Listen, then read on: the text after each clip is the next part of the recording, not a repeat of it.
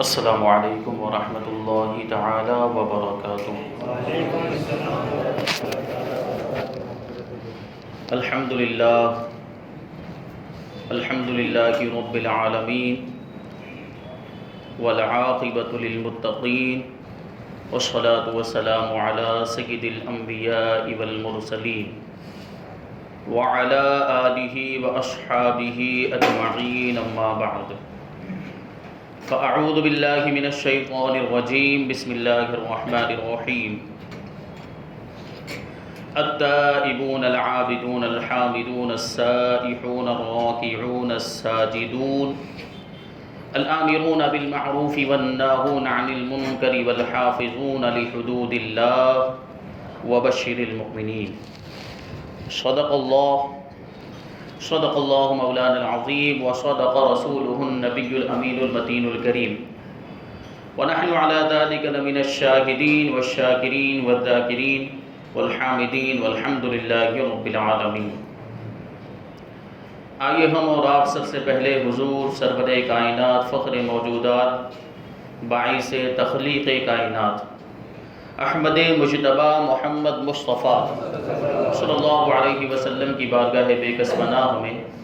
جھوم جھوم کر درود و سلام کا نذرانہ عقیدت پیش کریں اور پڑھیں اللہم صلی علی سیدنا و مولانا محمد معظم الجود والکرم وآلہ الکرام وابنہ الکریم وبارک وسلم صلاۃ و سلام علیک یا رسول اللہ صلی اللہ تعالی علیہ وسلم۔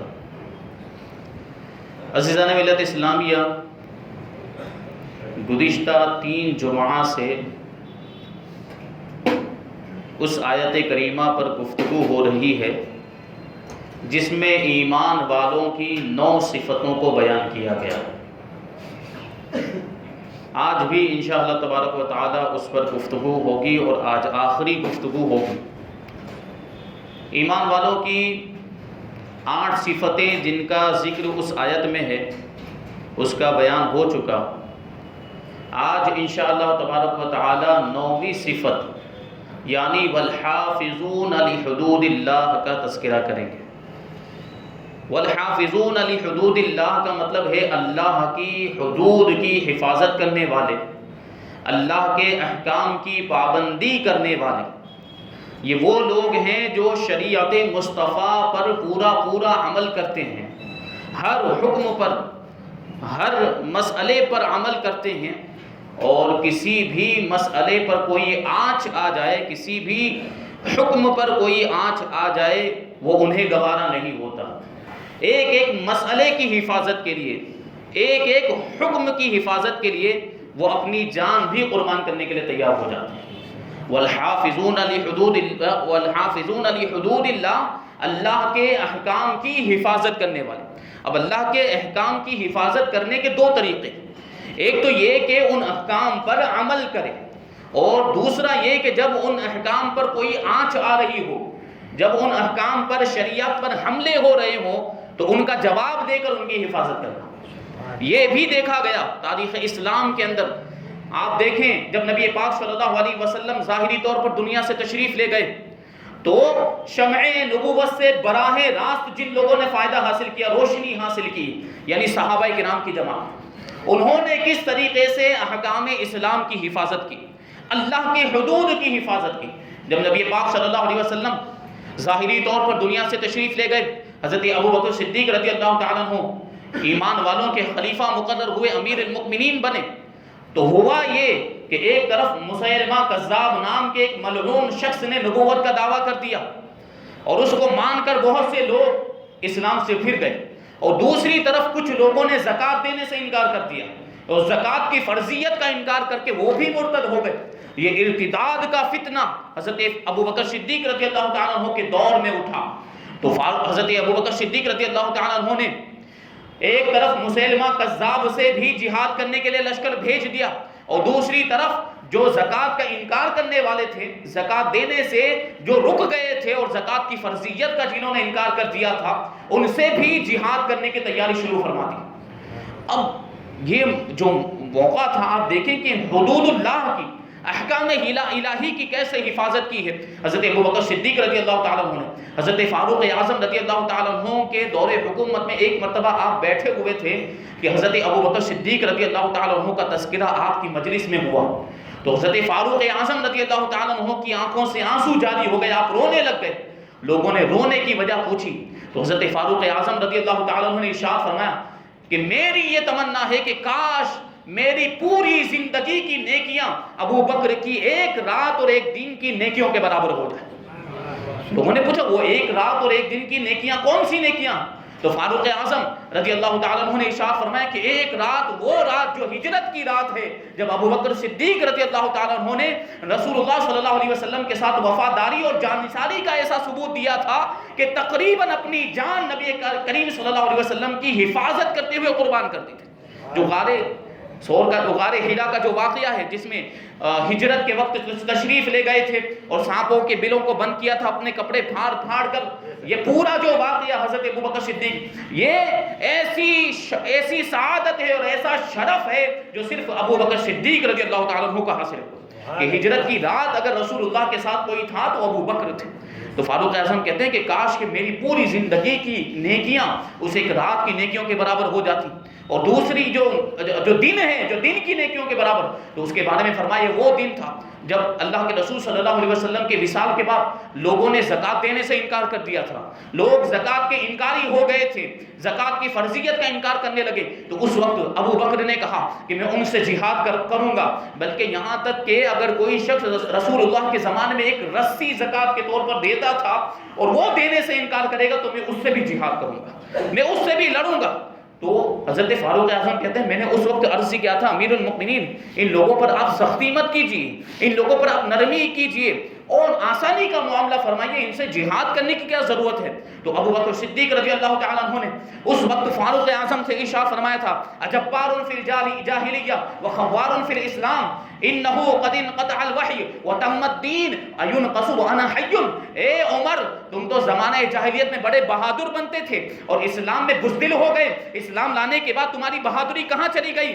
وحی کا سلسلہ منقطع ہو گیا ہے، نبی پاک صلی اللہ علیہ وسلم ظاہری طور پر دنیا سے تشریف لے جا چکے ہیں، دین مکمل ہو چکا ہے، اب میرے رہتے ہوئے، میرے زندہ رہتے ہوئے دین میں کوئی چیز کی کمی کی جائے یہ ہرگز نہیں ہو سکتا ہے۔ زکوٰۃ کا حکم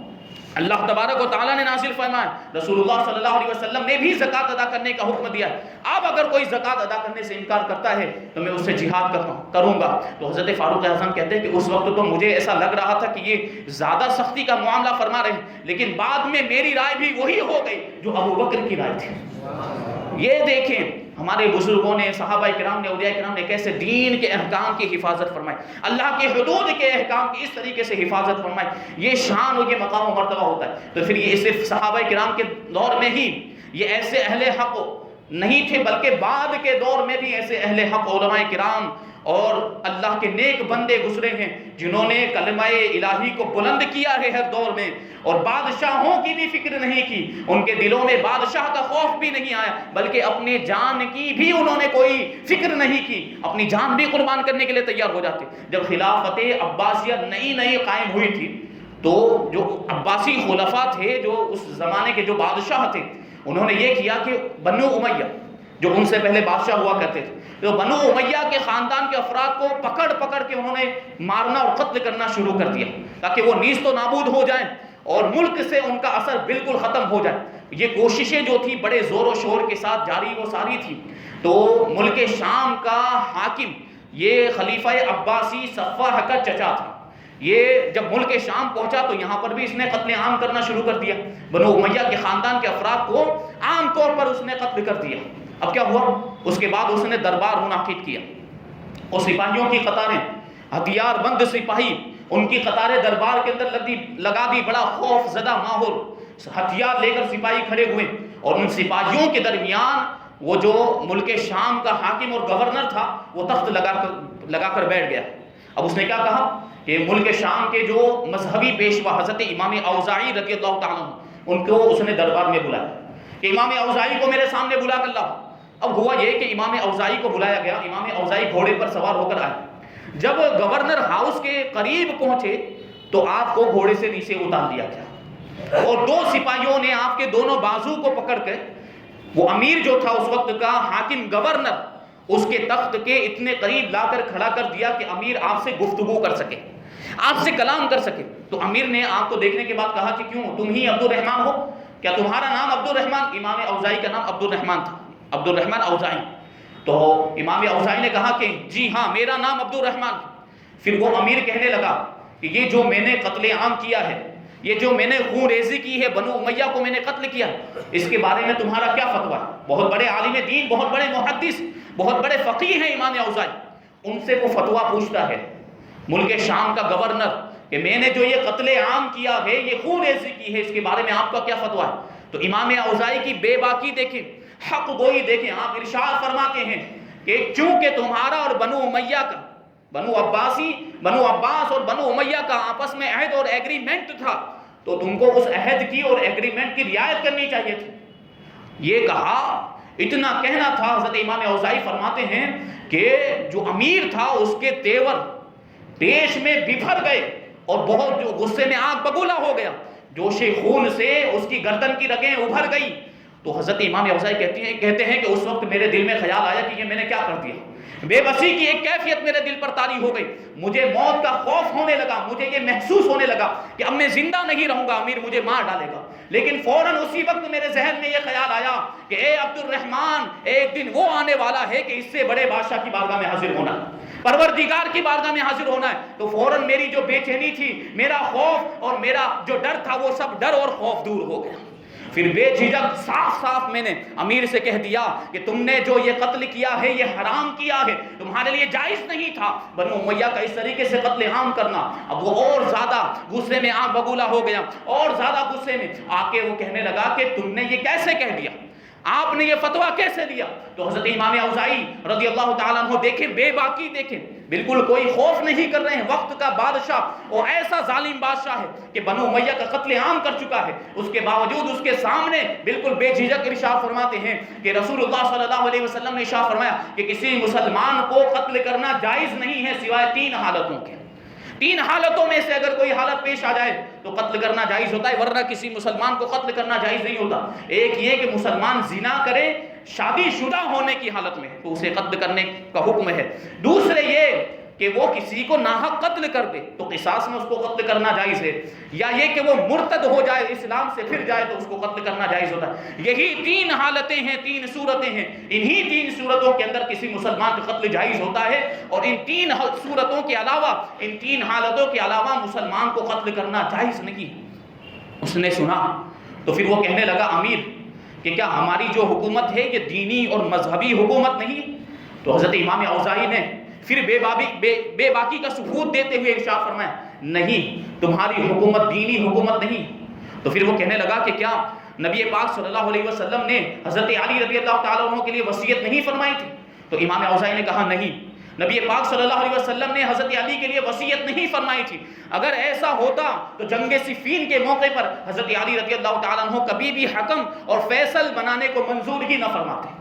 اب اس کے پاس کوئی جواب نہیں تھا، وہ خاموش ہو گیا، لیکن غصے کی وجہ سے اس نے درباریوں کو حکم دیا کہ ان کو باہر نکال دو، ان کو دربار سے باہر نکال۔ اب امام اوزاعی رضی اللہ تعالیٰ عنہ دربار سے باہر تشریف لائے اور اپنے مقام کی طرف روانہ ہو گئے۔ راستے میں ابھی تھوڑی ہی دور گئے تھے کہ ایک سوار تیز رفتار گھوڑے پر دوڑتا ہوا آپ کی طرف آتا ہوا نظر آیا، اور آپ کو یقین ہو گیا کہ یہ میرے قتل کے لیے آ رہا ہے۔ امام اوزاعی کہتے ہیں تو فوراً نماز کے اندر اور نماز شروع کر دی، نماز ادا کرنا، یہ سمجھا کہ میرا آخری وقت آ گیا ہے تو نماز پڑھنے کے لیے کھڑے ہو گئے۔ یہ بھی اللہ والوں کی ادا ہوتی، جب دیکھا کہ آخری وقت آ گیا تو آخری وقت میں کیا کرنا چاہیے؟ آہو فغاں کرنا چاہیے، رونا چلانا چاہیے، یا کسی کو مدد کے لیے پکارنا چاہیے؟ نہیں، اللہ والوں کا طریقہ یہ ہوتا ہے کہ جب دیکھتے ہیں کہ آخری وقت آیا تو اللہ کی بارگاہ میں سجدے میں سر رکھ دیا کرتے ہیں۔ تو نماز پڑھنے کے لیے کھڑے ہو گئے۔ جب نماز سے فارغ ہوئے سلام پھیرا تو وہ جو سوار آیا تھا اس نے آپ کو قتل کرنے کے بجائے آپ کی بارگاہ میں اشرفیوں کی ایک تھیلی پیش کی، آپ کو سلام پیش کیا، اور پھر وہ روانہ ہو گئے۔ مطلب کیا؟ آپ کے کوئی خیر خواہوں میں سے تھا، اس نے آ کر آپ کو اشرفیوں کی درہم کی تھیلی پیش کی۔ اب امام اوزاعی رضی اللہ تعالیٰ عنہ کی بھی شان دیکھیں، وہ تھیلی لے تو لی، لیکن جب آپ اپنے گھر کی طرف روانہ ہوئے تو وہ ساری اشرفیاں گھر پہنچنے سے پہلے ہی فقیروں میں تقسیم فرما دی۔ یہ حق گوئی اور بے باکی اللہ والے جو ہوتے تھے، علماء حق، اور جو اولیاء کرام کہ بادشاہوں کا بھی خوف نہیں کرتے، کہ بادشاہوں کے پاس قوت و دبدبہ ہو، سطوت ہوتی ہے، وہ جو چاہے کر سکتے ہیں۔ بادشاہوں کے معاملات آپ دیکھتے ہیں کہ ان کے خلاف اگر تھوڑی سی بات ہو جائے تو فوراً قتل کا فرمان جاری ہو جاتا ہے، لیکن اس کے باوجود اللہ والے ٹس سے مس نہیں ہوتے تھے حق بات کہنے میں۔ دیکھیں مولانا شمس الدین رومی رحمۃ اللہ تعالیٰ علیہ، یہ اپنے شہر کے قاضی تھے، وہ شریعت کے فیصلے کیا کرتے تھے۔ ان کی بارگاہ میں لوگ مقدمات لے کر حاضر ہوتے تو شریعت کے مطابق اگر گواہ موجود ہوتے یا قسم وغیرہ کے معاملات طے کرنے کے بعد فیصلے صادر فرما دیا کرتے۔ تو اسی طریقے سے مولانا شمس الدین رومی کی بارگاہ میں ایک مرتبہ ایک ایسا مقدمہ آیا کہ جس میں گواہوں کے اندر وقت کے بادشاہ سلطان بایزید کا نام تھا۔ اس مقدمے میں گواہ کون تھا؟ وقت کا بادشاہ، اس زمانے کا بادشاہ سلطان بایزید، وہ گواہ کے طور پر اس کا نام۔ اب فیصلہ جب ہونے لگا، وہ گواہوں کے نام جب مولانا شمس الدین رومی کے سامنے آئے تو آپ نے سلطان بایزید کی گواہی قبول کرنے سے انکار کر دیا۔ اب آپ غور تو کریں کہ گواہ کون ہے؟ وقت کا بادشاہ ہے، لیکن اس کے باوجود قاضی شرع مولانا شمس الدین رومی کہتے ہیں کہ بادشاہ کی گواہی نہیں چلے گی۔ لوگوں نے پوچھا کہ کیا معاملہ ہے، کیوں نہیں چلے گی، وجہ کیا ہے؟ تو مولانا شمس الدین رومی رحمۃ اللہ تعالیٰ علیہ ارشاد فرماتے ہیں کہ چونکہ بادشاہ نماز با جماعت کا پابند نہیں ہے، اس لیے شریعت کے اعتبار سے اس کی گواہی قبول نہیں کی جا سکتی۔ یہ دیکھیں اللہ والے ہوتے ہیں ایسے حق گو اور بے باک اور نڈر ہوا کرتے ہیں کہ بادشاہ وقت کی بھی پرواہ نہیں کرتے احکام اسلام کی پابندی کے سلسلے میں۔ تو اب دربار میں جتنے بھی موجود تھے، حاضرین جتنے بھی، سب حیران و پریشان، سب تھر تھر کانپنے لگے کہ اب کیا ہوگا۔ بادشاہ کے خلاف انہوں نے یہ حکم جاری کر دیا کہ، لیکن وہ مولانا شمس الدین رومی شریعت کے ایسے پابند تھے، استقامت کے پہاڑ تھے اور نڈر بے باک تھے کہ انہوں نے بادشاہ کے خلاف جانا تو گوارا کیا، لیکن شریعت کے خلاف فیصلہ کرنا گوارا نہیں کیا۔ اسی کے تعلق سے تو علامہ اقبال نے کہا کہ آئینہ جواں مردہ حق گوئی وہ بے باکی، آئینہ جواں مردہ، آئین جواں مردہ حق گوئی وہ بے باکی، اللہ کے شہروں کو آتی نہیں روباہی۔ وہ بے باک ہوتے ہیں، وہ نڈر اور حق گو ہوتے ہیں، کسی کی پرواہ نہیں کرتے اور ان کو لومڑی کی طرح چال چلنے کی بھی ضرورت پیش نہیں آتی۔ یہ اللہ والے ہوتے ہیں، اہل حق ہوتے ہیں، جو اس طریقے سے بادشاہوں کے خلاف بھی کھڑے ہو جاتے ہیں۔ کس لیے؟ حدود اللہ کی حفاظت کے سلسلے میں، اللہ کے احکام کی حفاظت کے سلسلے میں، شریعت مصطفیٰ کی حفاظت کے سلسلے میں یہ شان ہوتی ہے۔ تو پھر یہ جب شان پیدا ہوتی تو اللہ تبارک و تعالی ویسا مقام و مرتبہ بھی عطا فرماتا ہے۔ ایسے ہی لوگوں کے بارے میں جن مومنین کے اندر یہ 9 صفتیں ہوتی ہیں جو آیت کریمہ کے اندر بیان کی گئی، ان مومنین کو اللہ تبارک و تعالی خوشخبری دیتے ہوئے ارشاد فرماتا ہے وَبَشِّرِ الْمُؤْمِنِينَ، اے محبوب ایسے ایمان والوں کو جنت کی خوشخبری دے دو، جنت کی بشارت دے دو۔ وہ زمین پر ہوتے ہیں لیکن اللہ کی بارگاہ سے ان کے لیے بشارت کا پیغام آتا ہے، خوشخبری آتی ہے۔ اور یہ خوشخبری کیسی خوشخبری ہے، یہ بشارت کیسی بشارت، جس کے بارے میں دوسری آیت کے اندر وضاحت موجود۔ اللہ تبارک و تعالیٰ ارشاد فرماتا ہے لَهُمُ الْبُشْرَىٰ فِي الْحَيَاةِ الدُّنْيَا وَفِي الْآخِرَةِ، یہ ایمان والے وہ ہیں جن کے لیے دنیا میں بھی خوشخبری ہے اور آخرت میں بھی بشارت ہے۔ آخرت میں بھی خوشخبری۔ مفسرین فرماتے ہیں کہ دنیا میں خوشخبری کیا ہے اور آخرت میں بشارت کیا ہے، تو فرماتے ہیں کہ فی الدنیا بالکرامہ وبالآخرۃ بالجنہ، کہ دنیا کے اندر ایسے مومنین کو، ایسے ایمان والوں کو صاحب کرامت بنا دیا جاتا ہے اور آخرت میں انہیں جنت عطا فرمائی جائے گی۔ یہ شان ہوتی ہے ان مومنین کی جو ان 9 صفتوں کے حامل ہوتے ہیں،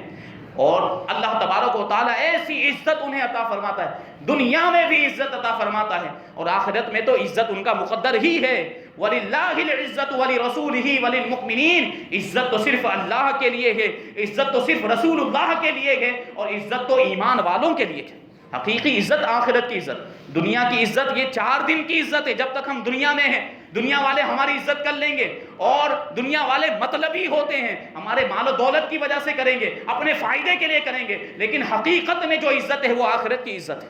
وہاں جو عزت ملے گی وہ ہمیشہ کی عزت ہوگی۔ تو ہمیں اگر عزت حاصل کرنی ہے تو آخرت کی عزت حاصل کریں، اور یہ عزت کن کو ملتی ہے؟ ایمان والوں کو ملتی ہے۔ وہ ایمان والے جو اپنے اندر یہ صفات پیدا کرنے کی کوشش کرتے ہیں، اور جب یہ صفات پیدا ہو جاتی ہے تو کیسا مقام و مرتبہ اللہ تبارک و تعالیٰ عطا فرماتا ہے کہ اولیاء کرام کی زندگیوں کا ہم مطالعہ کرتے ہیں، ان کی زندگی کے حالات ہم سنتے ہیں، سماعت کرتے ہیں، ان کی کرامتیں جو ہم سنتے ہیں کہ کیسی کیسی کرامتوں کا ظہور ہوا، تو یہی وہ مومنین ہیں،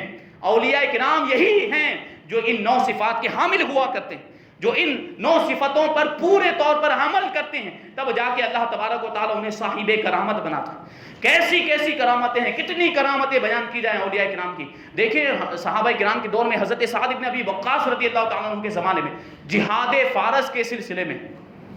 حضرت سعد بن ابی وقاص رضی اللہ تعالیٰ عنہ لشکر کے، اسلامی لشکر کے سپہ سالار تھے۔ فارس کی جنگ میں کفار سے جنگ کرتے ہوئے اب کفار بھاگنے لگے، اور ایک دریا جو ہے کہ درمیان میں آ گیا، اور کفار نے بھاگتے ہوئے دریا کے پل کو پار کر لیا، لیکن پار کرنے کے بعد انہوں نے بھاگتے ہوئے وہ دریا کا پل توڑ دیا تاکہ مسلمان اب دریا کو پار نہ کر سکے، ان کا پیچھا کرتے ہوئے۔ یہ کام انہوں نے کیا کفار نے، وہ دریا کے پل کو توڑ دیا، لیکن حضرت سعد بن ابی وقاص رضی اللہ تعالیٰ عنہ نے ہمت نہیں آئی، آپ نے جو ہے اپنا گھوڑا دریا کے اندر ڈال دیا، اور دریا سے ارشاد فرماتے ہیں کہ اے دریا تو بھی اللہ کے حکم سے جاری ہے، اور میں بھی اسی خدا کے حکم سے جہاد کر رہا ہوں، مجھے راستہ دے دے۔ یہ کہتے ہوئے حضرت سعد بن ابی وقاص نے اپنا گھوڑا دریا کے اندر ڈال دیا، اور آپ کے جتنے بھی ساتھی تھے سب مجاہدین نے اپنے گھوڑے دریا کے اندر ڈال دیے، اور سب کے سب سلامتی کے ساتھ دریا کے پار ہو گئے، اور حال یہ تھا کہ گھوڑوں کے خر تک ہی پانی پہنچا تھا۔ یہ شان ہے، دشت تو دشت ہے صحرا بھی نہ چھوڑے ہم نے، دریا بھی نہ چھوڑے ہم نے، دشت تو دشت ہے دریا بھی نہ چھوڑے ہم نے، بحرے ظلمات میں دوڑا دیے گھوڑے ہم نے۔ علامہ اقبال اس صحابہ کرام کے زمانے کو یاد دلاتے ہوئے ہمیں جھنجھوڑتے ہیں، ہماری ایک وقت کی شان و شوکت یہ تھی کہ ہم دریا میں گھوڑے ڈال دیتے تھے تو دریا ہمیں راستہ دے دیا کرتا تھا۔ یہ ایمان کی طاقت تھی، یہ ایمان کی مضبوطی تھی کہ دریا ہمارے حکم کی تعمیل کرتا ہوا نظر آ رہا تھا۔ اگر یہ چیز ہو ہمارے اندر، یہ پیدا ہو، یہ جذبہ ایمان کی ایسی قوت آ جائے تو پھر ساری مخلوقات ہمارے حکم کی تعمیل کرتے ہوئے نظر آئے گی۔ یہ ہوتا ہے، دیکھیں کیسے دوسری مخلوقات انسانوں کی اور ایمان والوں کی تعظیم کرتی ہے۔ حضرت سفینہ رضی اللہ تعالیٰ عنہ کا واقعہ سنا ہوگا، صحابی رسول یہ ملک روم میں جب جنگ ہو رہی تھی تو اسلامی لشکر سے بچھڑ گئے،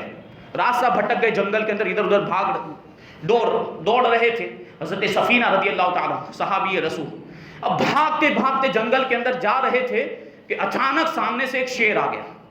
اور شیر کو دیکھا تو وہ صحابی رسول تھے، کوئی معمولی انسان نہیں تھے کہ ڈر کے بھاگ جاتے۔ آپ نے شیر کو للکار کر ارشاد فرمایا، یا ابا الحارث انا مولا رسول اللہ صلی اللہ علیہ وسلم کان من امری کیتا و کیتا، اے شیر سن لے، میں رسول اللہ صلی اللہ علیہ وسلم کا غلام ہوں اور میرا ایسا ایسا مقام و مرتبہ ہے۔ یہ ارشاد فرمایا حضرت سفینہ رضی اللہ تعالیٰ نے، کس سے؟ شیر سے ارشاد فرمایا۔ وہ شیر دیکھیں آپ، اس کا معاملہ کیا؟ حضرت ابن المنقدر جو اس روایت کے راوی ہیں بیان کرتے ہیں کہ فَأَقْبَلَ الْأَسَدُ لَهُ بَسْبَسَةٌ إِلَيْهِ وَقَامَ إِلَى جَنبِهِ، کہ وہ جو شیر تھا وہ دم ہلاتے ہوئے، کتے کی طرح دم ہلاتے ہوئے حضرت سفینہ رضی اللہ تعالیٰ عنہ کی طرف آیا اور آپ کے پہلو میں آ کر کھڑا ہو گیا۔ وَأَقْبَلَ يَمْشِي إِلَى جَنبِهِ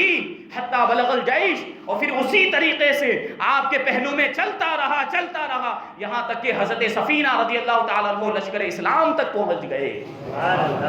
دیکھیں اگر انسان اپنے اندر وہ ایمان کی قوت پیدا کرے تو ساری مخلوقات اس کی اطاعت و فرما برداری کرتے ہوئے نظر آتی۔ یہ تو صحابی رسول تھے حضرت سفینہ، ان کا تو مقام و مرتبہ ہی یہ تھا، انہوں نے تو صرف اتنا کہہ دیا کہ میں رسول اللہ کا غلام ہوں، تو پھر تو کوئی بھی ان کی اطاعت کرتا۔ لیکن ان کے غلاموں کے غلام کا حال دیکھیں کہ شیروں کی سواری کرتے ہوئے نظر آتے۔ حضرت خواجہ ابو الحسن خرقانی رضی اللہ تعالیٰ عنہ کے بارے میں مشہور گئے، روایتوں میں آیا کہ آپ شیر کی سواری فرمایا کرتے تھے۔ یہ شان ہے، یہ مقام و مرتبہ۔ اسی لیے تو شیخ سعدی نے ایک روایت نقل کی ہے کہ ایک مرتبہ رودبار کے میدان کے اندر میں نے ایک بزرگ کو دیکھا کہ وہ شیر پر سواری کرتے ہوئے تشریف لایا، تو پہلے میں تو گھبرا گیا، ڈر گیا، شیر کو دیکھ کر میں تھر تھر کانپنے لگا، لرزہ براندام ہو گیا، اور معاملہ یہ تھا کہ میرے پاؤں نے کام کرنا بند کر دیا، میں وہیں پر ٹھہر گیا، میں وہیں پر رک گیا۔ شیخ سعدی فرماتے ہیں کہ وہ بزرگ قریب میں تشریف لائے اور مسکرا کر اپنے ہاتھ کو اپنے ہونٹوں پر رکھا اور ارشاد فرمایا، اے سعدی جو کچھ بھی تم نے دیکھا ہے اس پر تعجب مت کرو، اگر تم اپنے خدا کا حکم مانو گے تو ساری مخلوق تمہارا حکم مانے گی، اگر تم خدا کی اطاعت کرو گے تو ساری مخلوق تمہاری اطاعت کرتی ہوئی نظر آئے گی۔ یہ اللہ والے ہوتے ہیں جو اللہ کے حکم پر عمل کرتے ہیں، تو پھر اللہ تبارک و تعالیٰ ان کو ایسا مقام و مرتبہ بھی عطا فرماتے ہیں۔ کیسی شان اور کیسی شوکت اللہ تبارک و تعالیٰ عطا فرماتے، سادگی والی زندگی گزارتے ہیں، کوئی شان و شوکت ظاہری نہیں، دنیاوی مال و دولت بھی نہیں، لیکن اس کے باوجود بڑے بڑے بادشاہ ان کے خوف سے تھر تھر کانپتے ہوئے نظر آتے ہیں۔ فاروق اعظم رضی اللہ تعالیٰ عنہ کا واقعہ آپ نے سنا ہوگا کہ قیصر روم کا قاصد، روم کا جو بادشاہ ہے، روم کا بادشاہ، اس کا قاصد حضرت فاروق اعظم رضی اللہ تعالیٰ عنہ کی بارگاہ میں تحفے تحائف اور ساز و سامان لے کر آنے لگا، اپنے ملک سے روانہ ہوا۔ وہ یہ سوچتے ہوئے روانہ ہوا کہ بڑی شان و شوکت ہوگی، بہت بڑا محل ہوگا مدینے کے اندر، بہت بڑی شہر پناہ ہوگی، اور جو امیر المؤمنین ہیں وہ تخت شاہی پر بیٹھے ہوئے ہوں گے، اور پھر وہاں پر بہت بڑا دربار لگا ہوا ہوگا، سارے درباری وہاں پر موجود ہوں گے، اپنی اپنی کرسیوں پر بیٹھے ہوں گے، اور جو دربان اور نقیب، جو چپراسی اور جو خادم ہوں گے وہ زرق برق وردیوں کے اندر ملبوس ہوں گے۔ یہ اس نے اپنے ذہن میں تصور جمائے ہوئے رکھا تھا، اور پھر کہتا ہے کہ وہ خیال میں اپنے تصورات میں کہتا ہے کہ جب میں پہنچوں گا تو امیر المؤمنین مجھے ایک خاص کرسی پر بیٹھنے کا اشارہ کریں گے، میں اس کرسی پر بیٹھ جاؤں گا، پھر امیر المؤمنین کے سامنے تخت شاہی کے نیچے جو سارے تحفے ہیں، جو تحائف اور یہ جو ساز و سامان ہے، یہ سب ترتیب کے ساتھ ان کے تخت کے سامنے میں جمع کر دوں گا، پھر میں وہ سوال پوچھیں گے تو ان کا جواب دوں گا، اور مجھے شاباشی دیں گے، پھر جیسی جیسی باتیں ہوں گی ویسا ویسا میں ان کو جواب دوں گا، اور میں سلطنت روم کی ایسی ایسی تعریف کروں گا، ایسے ایسے قلابے ملاؤں گا کہ اہل دربار کے دلوں میں سلطنت روم کا، بادشاہت روم کا ایک دبدبہ بیٹھ جائے گا، ایک روب بیٹھ جائے گا۔ یہ سب خیالات اور تصورات اپنے ذہن میں بنا کر وہ آیا، کون؟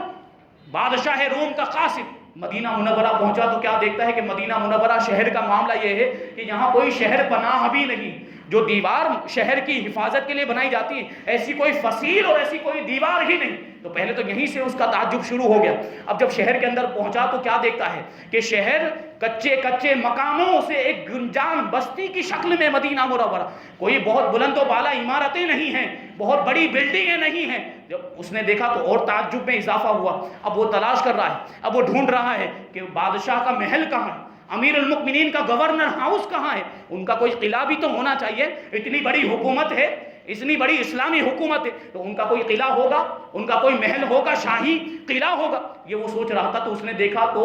مدینہ منورہ کے اندر مسجد نبوی سے بڑی کوئی عمارت اسے نظر ہی نہیں آئی۔ اب وہ مسجد نبوی کے دروازے پر پہنچ گئے، اب لوگوں کو چلانے لگا، کہنے لگا، لیکن مسجد نبوی کی شان یہ تھی کہ کچی اینٹوں سے اس کی دیوار بنی ہوئی تھی، اور کھجور کے تنے سے اس کے ستون بنائے گئے تھے، کھجور کی چھال اور پتوں سے اس کی چھت بنائی گئی تھی، اور زمین بھی کچی تھی، فرش بھی کچا تھا۔ یہ اس زمانے کی بات ہے جب ایمان والے مضبوط ہوا کرتے تھے۔ تو مسجد نبوی کے دروازے پر آیا اور لوگوں کو پکار کر کہنے لگا، اے مدینے والوں، مجھے تمہارے بادشاہ کا، امیر المؤمنین کا محل تو بتاؤ، یہ ساز و سامان، یہ اونٹ، یہ گھوڑے، یہ سب جو میں لے کر آیا ہوں، یہ تحفے میں ان تک پہنچانا چاہتا ہوں، مجھے ان کا پتہ دے دو، ان کا محل بتاؤ، ان کا گورنر ہاؤس کہاں پر ہے، ان کا قلعہ کہاں پر ہے۔ تو جو مدینے والے تھے انہوں نے جواب دیا کہ ہمارے امیر المؤمنین کا کوئی شاہی محل نہیں ہے، ہمارے بادشاہ کا کوئی قلعہ نہیں ہے، اور ہمارے بادشاہ کا کوئی گورنر ہاؤس نہیں ہے، یہی مسجد نبوی ہے، یہیں پر بیٹھ کر وہ مقدموں کے فیصلے کیا کرتے ہیں۔ ان کی ذات ہی ایک شاہی محل ہے، ان کی ذات ہی گورنر ہاؤس ہے، انہیں کسی قلعے کی ضرورت نہیں ہے، انہیں کسی شاہی محل کی ضرورت نہیں ہے۔ اب حیران و متعجب وہ اسی حالت میں تھا کہ ایک دیہاتی عورت آئی اور آنے کے بعد کہنے لگی کہ ابھی ابھی میں نے امیر المؤمنین کو ایک باغ کے درخت کے سائے میں سوئے ہوئے دیکھا ہے۔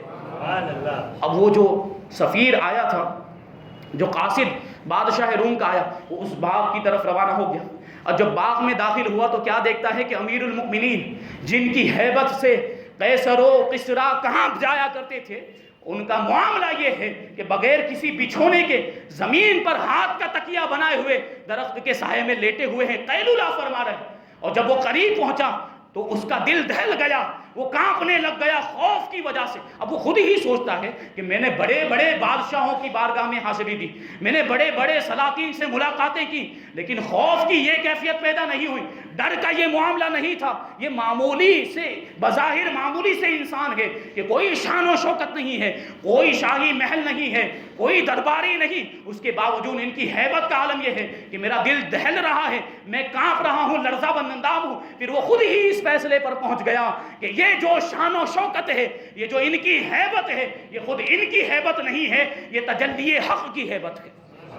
انہوں نے جو حق پر, اللہ کی حدود پر جو پہرا دیا ہے, شریعت مصطفیٰ پر جو پہرا دیا ہے, اسلام کی جو حفاظت کی ہے, اسلام کو دور دور تک پہنچایا ہے, یہ اسی کی ہیبت کے.